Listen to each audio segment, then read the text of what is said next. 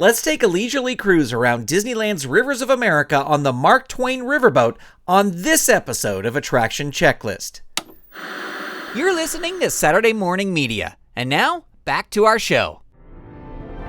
My name is Grandpa Choco, and I invite you to join me on my quest to learn about and experience every Disney park attraction I possibly can. This is Attraction Checklist.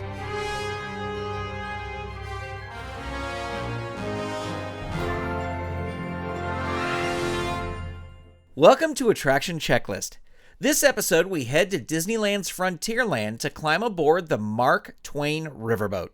This attraction is described on the Disneyland Resort website saying, "Cruise the scenic rivers of America on a sightseeing tour aboard a majestic 19th century paddleboat." There are no age or height requirements for this attraction, and the thrill level describes the ride as being a slow water ride that is loud.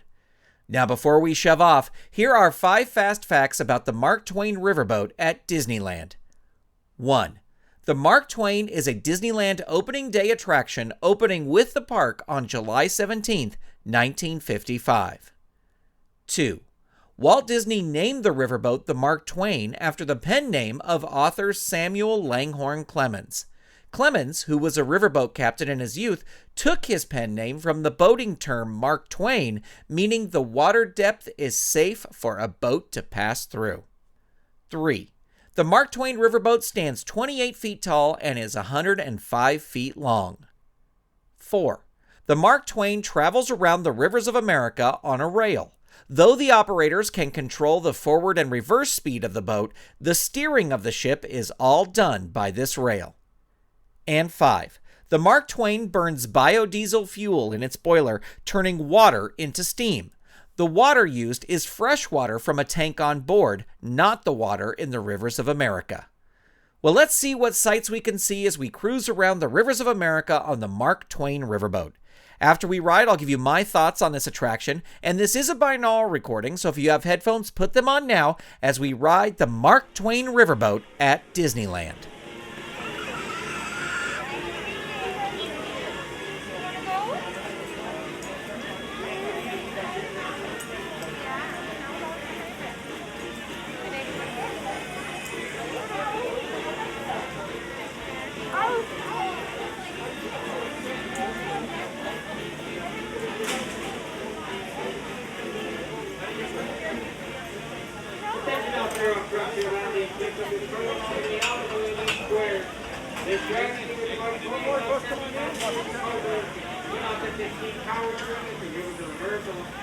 Before we have to come on board, so we get to be around us. When going to the Mark Twain, we have to take the time, look down and watch your steps. You have small children with you, you have to we have a hand on board. We have to keep children down at all times. Keep them covered and you don't drop and change. And remain physically distant from the party next to you. By using the markings of the board to guide. There will be no eating, drinking, smoking, or gambling while on board the Mark Twain.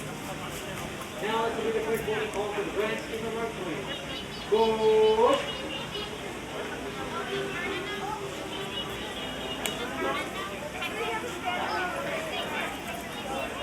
Ladies and gentlemen, welcome aboard the Mark Twain Riverboat. I'll be your captain for this journey along the beautiful rivers of America. Just a few reminders to keep us all safe during our trip. Please do not sit or climb on the outside railings, and be sure to watch your children. We don't want to be fishing anyone out of the river. Also, there should be no fires or smoking on board.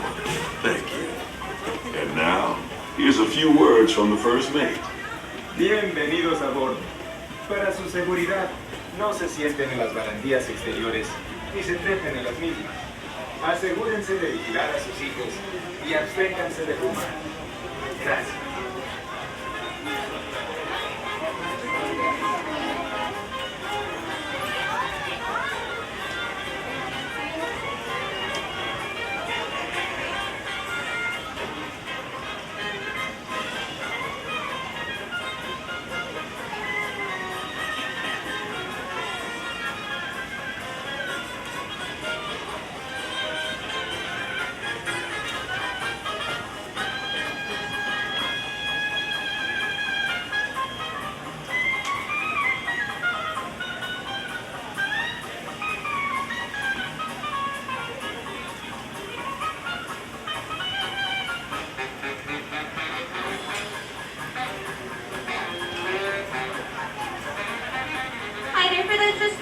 We do have a few rules on board. Please no eating or drinking while on the Mark Twain.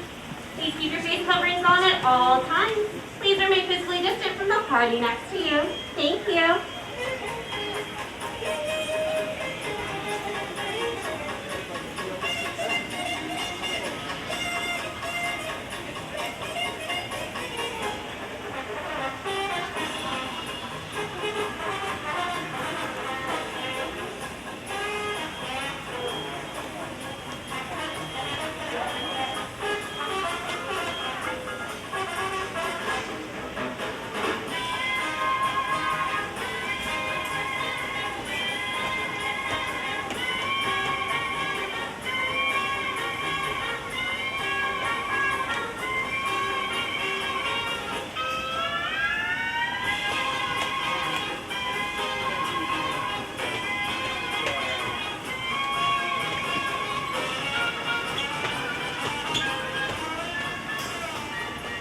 Secure all cargo!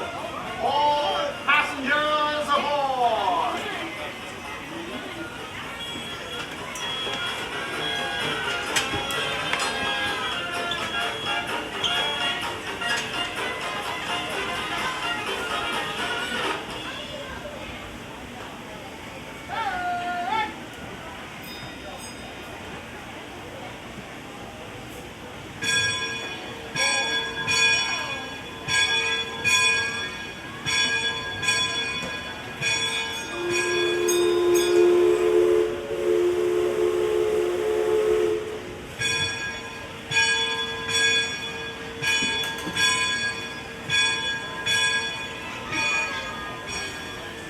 Bowman, cast off bow line. Engine room, ahead 1/4. Engine room, ahead 3/4. Leadsman, sound off. On the mark. Mark 1.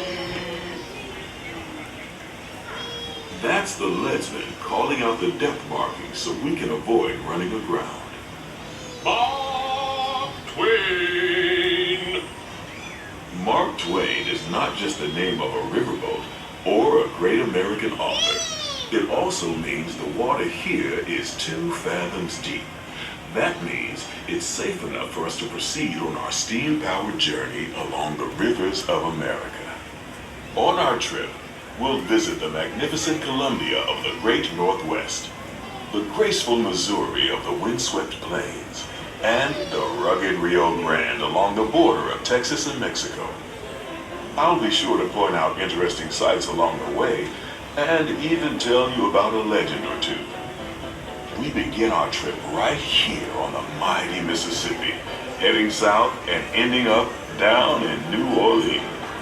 In the Southland, there's a sea, way down on the river, where the women are very pretty, and all the men deliver. They got music that's always playing, starting the daytime, go all through the night. When you hear that music play, you and I say that make you feel alright. Grab somebody, come on down, bring your people, we painting the town. That's the sweetest going round. Catch you down in New Orleans. New Orleans is rich in history, music, good food, and ghost stories. One of those stories involves the old mansion you see over there on the hill. I've heard it said that the place is haunted, filled with 999 ghosts, ghouls, and goblins. And they're looking for one more to make it an even 1,000. If you're brave enough, you should see for yourself after we arrive back at the landing in Frontierland.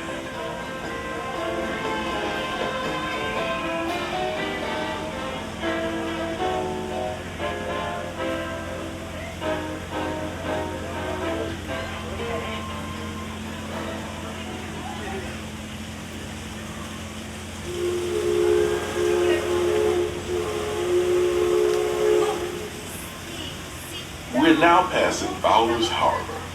This is home port for the three-masted windjammer, the Columbia, the first American ship to circumnavigate the globe. Here's a bit of history for you. The Columbia set sail for Boston Harbor in 1787. She rounded Cape Horn and became the first American ship to carry the Stars and Stripes around the world.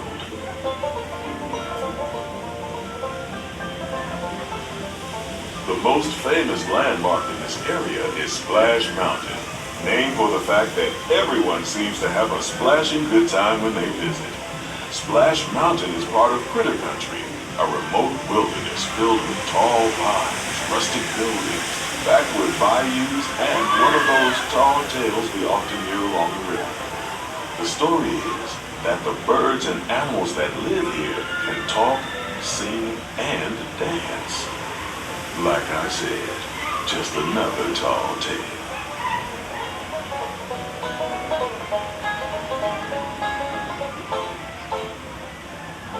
While you're in Critter Country, you might want to grab a paddle and try your hand at the Explorer canoes. You can work up a real good sweat rowing one of those around the river. Me, I'll take the comfort of the Mark Twain Riverboat any day.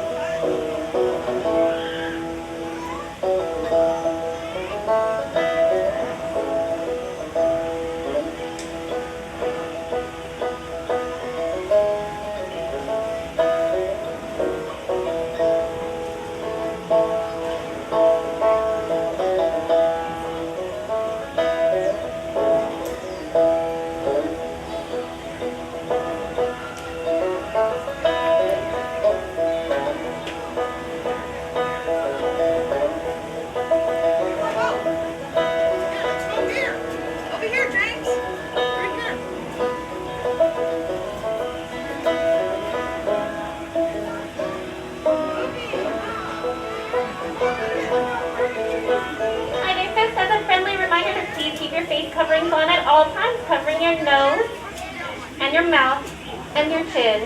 Thank you. You're in for a real treat. I've been navigating these parts for years now, but I never get tired of taking in the breathtaking beauty of the Columbia River. The majestic trees, the stunning rock formations, the cascading waterfalls, the moose, deer, and elk along the banks. It's all so magnificent and so peaceful.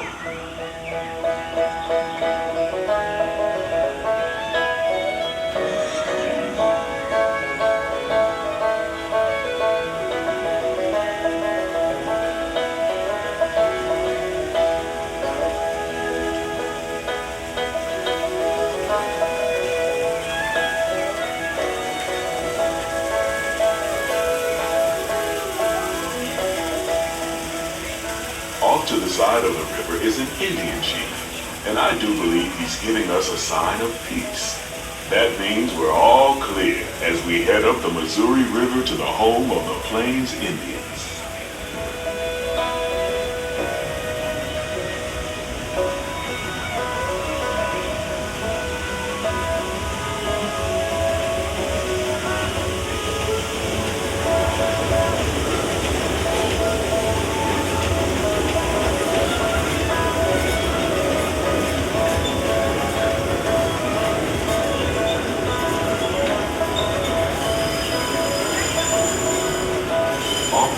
Side of the riverboat is a wise old shaman sharing a story for all of us to hear. He's telling the tale of how a woodpecker taught a young tribesman to take a hollowed-out branch and turn it into that most wondrous of musical instruments, the flute.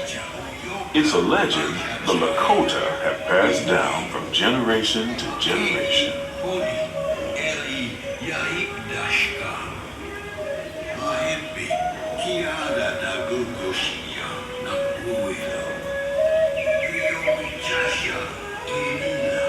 And there, just beyond the shaman, is a tribe of Plains Indians setting up their camp along the banks of the river.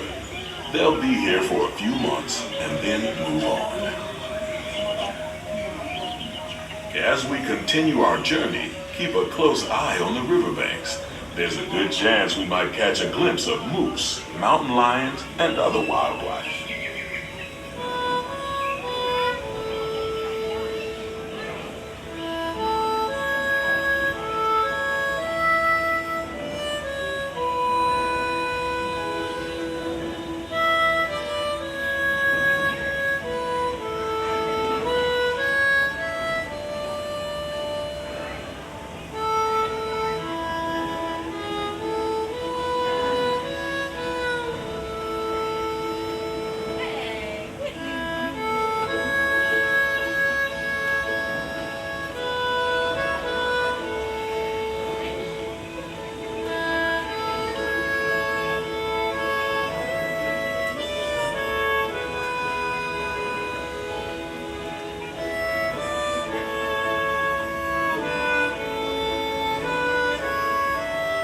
Off the starboard side is Pirate's Lair at Tom Sawyer Island.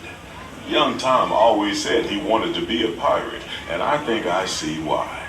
If you're a pirate, you don't need to get up early in the morning and go to school, and you never have to wash your face and hands. All you have to do is just look for treasure all day long. At least that's what Tom Sawyer thought.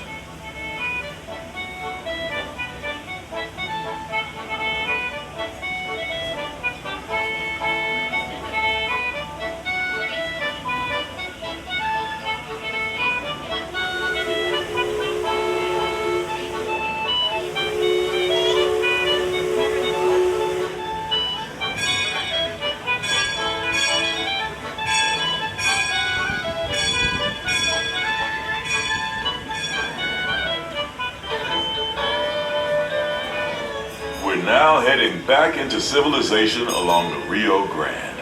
Off in the distance are the towering buttes of Big Thunder Mountain. Rumor has it that the railroad built to haul gold out of the mountain has been seized by supernatural forces, and they've turned the mining trains into the wildest ride in the wilderness. Of course, that may be just another legend of the river. Just ahead is the Frontier Landing, where our journey ends.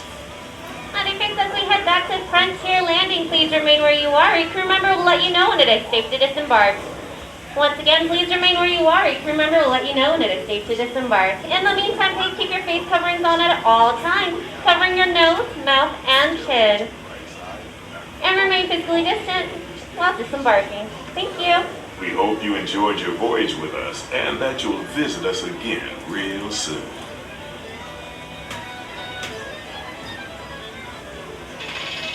Engine room. Approach levee at 1/4 steam. Man the bow line. All passengers, stand by to go ashore.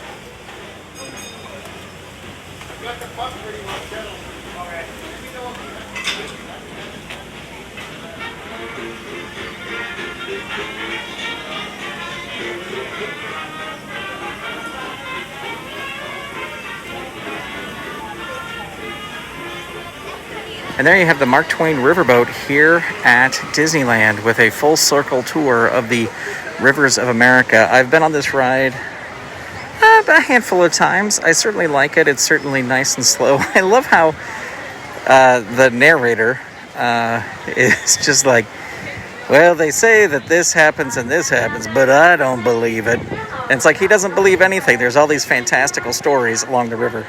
But it's really great. This is the first time I've been on it since they rerouted the river for Galaxy's Edge, so it was cool to see the bridge with I guess people call him the murder beaver, the beaver that's chewing the trestles. Animatronic there is really, really great. Some of the animatronics they just don't do anything. They're not even animatronics, they're statues. And there's one bird at the very end that looks like they just went to Home Depot and got one of those, like those owls to ward off other birds. That's kind of what it looks like. But anyway, I like this ride. It's a nice, peaceful boat ride, a lot of fun. And not something I do every single time I come to Disneyland, but certainly, a nice time when I do it. Do you agree or disagree with our thoughts on this attraction? Or do you just want to let me know what attraction we should go on next? Send me an email at hello@SaturdayMorningMedia.com, or you can let me know on Twitter, where my username is ToasterBoy, or connect with the show on Instagram by searching for Attraction Checklist. This episode was edited by Steven Staver. Attraction Checklist is a production of Saturday Morning Media and is made possible by the Saturday Morning Media Patreon patrons who've gone to patreon.com/Saturday Morning Media and set up a monthly pledge for as little as $1 a month. Patrons get new episodes before they are released, downloads of the recorded ride audio for each attraction, and exclusive bonus episodes featuring attractions from other theme parks. If you'd like to support this show and the other fun content from Saturday Morning Media, become a patron. Head on over to patreon.com/Saturday Morning Media and set up your monthly pledge today. You can also tell a fellow Disney fan about the show or leave us a review on Apple Podcasts. Thank you so much for listening. Attraction Checklist is copyright 2021 Saturday Morning Media, Grant Pachoco executive producer, all rights reserved. www.SaturdayMorningMedia.com. Attraction Checklist is made possible by the Saturday Morning Media Patreon patrons. To support the show, get episodes early, and get exclusive bonus content, visit patreon.com/Saturday Morning Media for more information. And thank you for your support. You've been listening to Saturday Morning Media. Stay tuned. We'll be right back.